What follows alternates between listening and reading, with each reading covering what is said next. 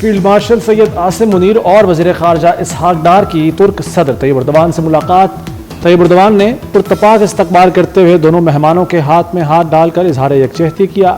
ملاقات میں مشرق وسطیٰ میں کشیدگی کم کرنے پر گفتگو، سفارتی کوششیں جاری رکھنے پر اتفاق، عالمی برادری سے مؤثر کردار ادا کرنے کی اپیل۔ اسحاق ڈار نے وزیر اعظم شہباز شریف کا نیک تمناؤں کا پیغام ترک صدر کو پہنچایا۔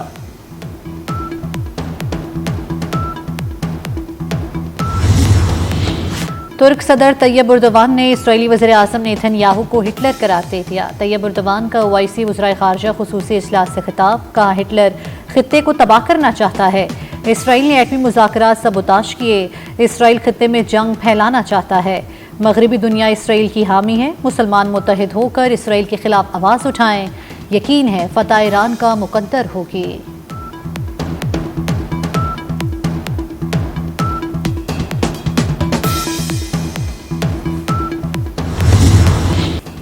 ایران اور غزہ میں اسرائیلی جارحیت قابل قبول نہیں، اسرائیل ایران جنگ جلد ختم ہونی چاہیے۔ اسلامی تعاون تنظیم کا غزہ اور ایران سے بھرپور اظہار یکجہتی۔ اسلامی تعاون تنظیم کا ترکیے میں وزارتی اجلاس، ایران اور غزہ صورتحال پر توجہ مرکوز۔ ایرانی وزیر خارجہ عباس عراقچی سمیت 40 سے زائد ممالک کے سفارتکار شریک۔ ترکیہ نے فلسطین کا 2 ریاستی حل ناگزیر قرار دے دیا۔ برف پگھلنے لگی، ایران یورپ کے ساتھ دوبارہ ملاقات کے لیے تیار ہو گیا۔ ایرانی وزیر خارجہ عباس عراقچی کی یورپی وزرائے خارجہ سے مذاکرات کے بعد گفتگو، کہا ایران کی دفاعی صلاحیتوں پر کوئی بات نہیں کی جا سکتی۔ یورپی وزرائے خارجہ نے مطالبہ کیا کہ ایران امریکہ کے ساتھ مذاکرات میں شامل ہو۔ جرمن وزیر خارجہ کا کہنا ہے ایران تمام معاملات پر بات چیت کے لیے تیار ہے۔ برطانوی وزیر خارجہ نے کہا یورپ متفق ہے کہ تہران کے پاس ایٹمی ہتھیار نہیں ہونے چاہیے۔ فرانسیسی وزیر خارجہ مذاکرات کی کامیابی کے لیے پرامید۔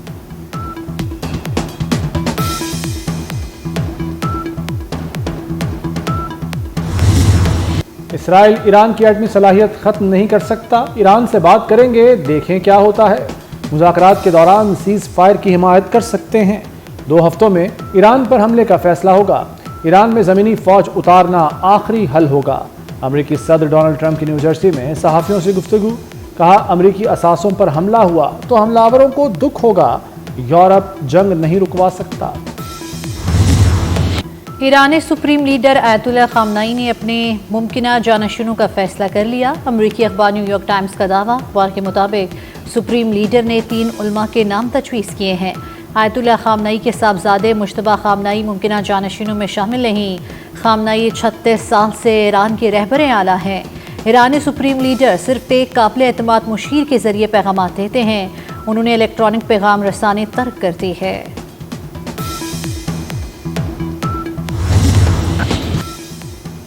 اسرائیل کے ایران پر حملے جاری، تہران، نجف آباد، قم، اہواز اور خوزستان کی بندرگاہ پر بمباری۔ تہران میں ایرانی انقلابی لیڈر امام خمینی کے مزار کے قریب فضائی حملہ۔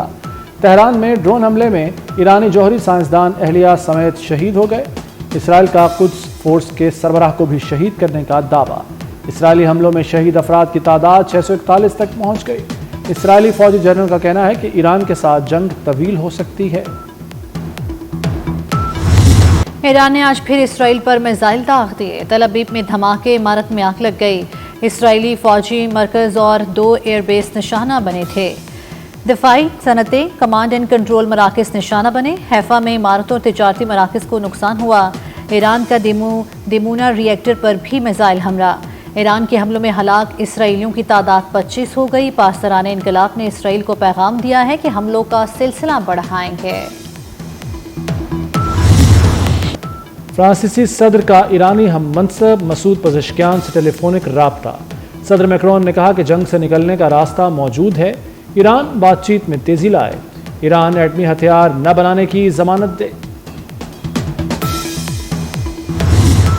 روسی صدر پیوٹن ایک بار پھر ایران کی حمایت میں بول پڑے، کہتے ہیں ایران کے ایٹمی ہتھیار بنانے کے شواہد نہیں، یہ بات اسرائیل کو کئی بار بتائی۔ ایران کو پرامن جوہری توانائی کا حق حاصل ہے، ایران اور اسرائیل کو لچک دکھانی چاہیے، تنازع کے حل کے راستے موجود ہیں۔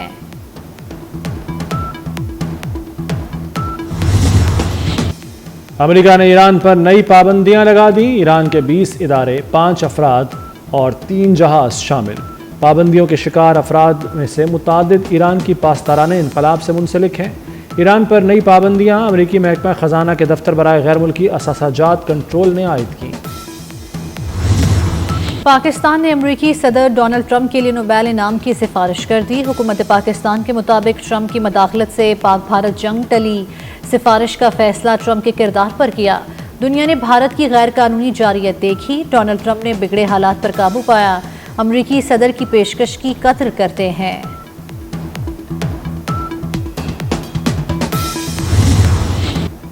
امریکی صدر ڈونلڈ ٹرمپ نے بھی نوبیل انعام کی خواہش کا اظہار کر دیا۔ کہتے ہیں پاک بھارت جنگ بند کرانے پر نوبیل انعام ملنا چاہیے۔ نوبیل پرائز صرف لبرلز کو ملتا ہے، یہ لوگ مجھے نوبیل پرائز نہیں دیں گے۔ ایوان صدر میں بے نظیر ہنرمند پروگرام کے اجراء کی تقریب۔ آصف علی زرداری اور خاتون اول آصفہ بھٹو نے پروگرام کا افتتاح کیا۔ صدر مملکت نے اپنے خطاب میں کہا، پروگرام کے تحت نوجوانوں کو جدید ہنر سکھائے جائیں گے۔ ہنرمند انفرادی قوت دنیا بھر میں ملک کا نام روشن کرے گی۔ حکومت نے وزیر اعظم صاحب کی خصوصی ہدایت پر 6 لاکھ سے 12 لاکھ تک تنخواہ پانے والوں کے لیے انکم ٹیکس کی شرح 2.5% سے کم کر کے صرف 1% کر دی ہے۔ حکومت نے سرکاری ملازمین کی مشکلات کا ادراک کرتے ہوئے تنخواہوں میں 10% اور پینشن میں 7% اضافہ کیا۔ سالانہ 6 لاکھ سے 12 لاکھ تنخواہ پر ٹیکس 2.5 سے کم کر کے 1% کر دیا۔ وزیر خزانہ محمد اورنگزیب کا سینٹ میں اظہار خیال۔ قومی اسمبلی کی قائمہ کمیٹی برائے خزانہ نے تنخواہ دار طبقے اور نان فائلرز کو ریلیف دینے کی کئی تجاویز منظور کر لیں۔ نان فائلرز کے لیے بینک سے کیش نکلوانے کی حد 50,000 سے بڑھا کر 75,000 ہوگی۔ یومیہ 75,000 روپے نکلوانے پر ٹیکس 0.6% سے بڑھا کر 0.8% کیا جائے گا۔ کارپوریٹ سیکٹر پر سپر ٹیکس میں 0.5% کمی کی تجویز بھی منظور۔ سربراہ مسلم لیگ نون نواز شریف لندن سے لاہور پہنچ گئے۔ حسن نواز اور ذاتی معالج ڈاکٹر عدنان بھی ان کے ہمراہ آئے۔ نواز شریف نے لندن سے واپسی پر 3 دن متحدہ عرب امارات میں قیام کیا۔ شاہ محمود قریشی کی 2 مقدمات میں ضمانت کی درخواستیں۔ تھانہ شادمان جلاؤ گھیراؤ کے مقدمے میں ضمانت منظور۔ پولیس کی گاڑی جلانے کے مقدمے میں ضمانت پر فیصلہ 27 جون کو ہوگا۔ ATC کے جج منظر علی گل نے محفوظ فیصلہ سنا دیا۔ دختر مشرق شہید محترمہ بے نظیر بھٹو کا 72واں یوم پیدائش۔ سندھ اسمبلی کا عالم اسلام کی پہلی خاتون وزیر اعظم کو خراج عقیدت۔ وزیر اعلیٰ سندھ مراد علی شاہ نے کیک کاٹا۔ گھڑی خدا بخش میں جیالوں کی شہید بی بی کے مزار پر حاضری، پھول رکھے اور فاتحہ خوانی کی۔ گرجاوالا میں پیپلز پارٹی سٹی سیکریٹریٹ میں مرکزی تقریب، بی بی شہید کی سالگرہ کا کیک کاٹا گیا۔ صدر مملکت اور chairman Peoples Party Bilawal Bhutto کا بی بی شہید کو خراج عقیدت۔ آصف زرداری نے کہا کہ بے نظیر بھٹو نے جمہوریت، انسانی وقار، خواتین کے حقوق کے لیے ناقابل فراموش جدوجہد کی، آمریت کے خلاف جرت اور استقامت سے مزاحمت کی۔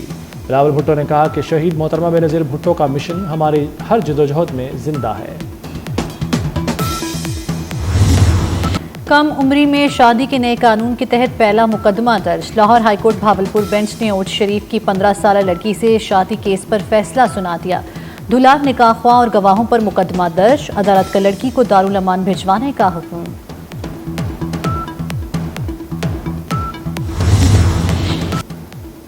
اسرائیل کے غزہ پر وحشیانہ حملے جاری۔ 24 گھنٹوں میں مزید 84 فلسطینی شہید ہو گئے۔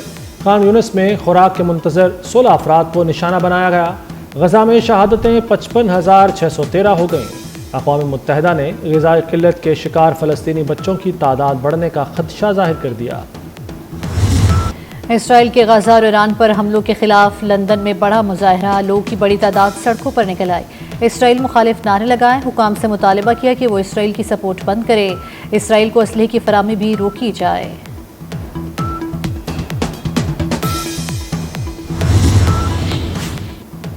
پنجاب بھر میں 1 سے 10 محرم الحرام تک دفعہ 144 نافذ رہے گی۔ پنجاب حکومت نے دفعہ 144 کے نفاذ کا نوٹیفیکیشن جاری کر دیا۔ صوبہ بھر میں 9 اور 10 محرم الحرام کو موٹر سائیکل کی ڈبل سواری پر بھی پابندی ہوگی۔ ہر قسم کے ہتھیار اور آتش گیر مواد کی نمائش پر بھی پابندی عائد۔ نیوزی لینڈ نے FIH نیشنز ہاکی کپ کا فائنل جیت لیا، پاکستان کو فائنل میں بآسانی شکست دی۔ نیوزی لینڈ نے 6 گول کیے، پاکستان کی ٹیم صرف 2 گول کر سکے۔ پاکستان فرانس کو شکست دے کر فائنل میں پہنچا تھا۔